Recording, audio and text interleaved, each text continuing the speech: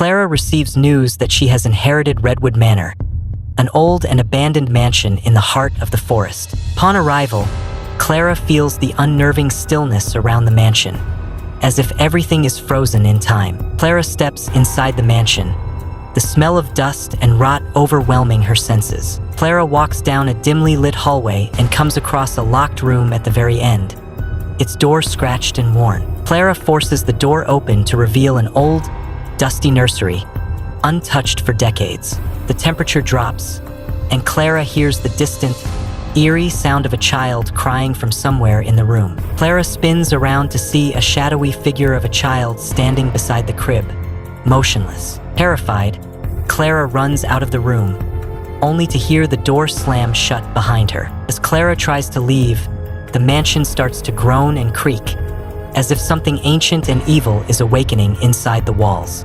Desperate.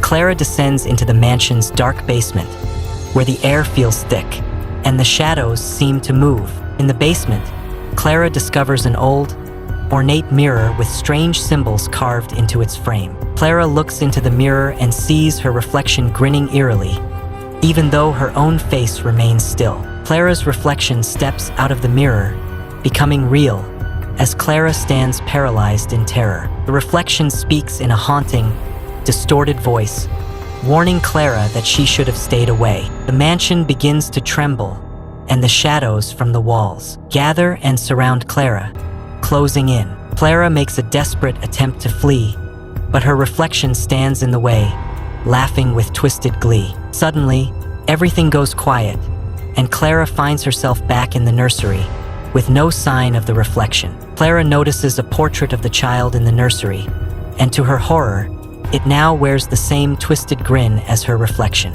Clara realizes with dread that the mansion will never let her leave, and the true curse has only just started. The last sound Clara hears is the chilling laughter of the child echoing through the mansion before everything goes dark.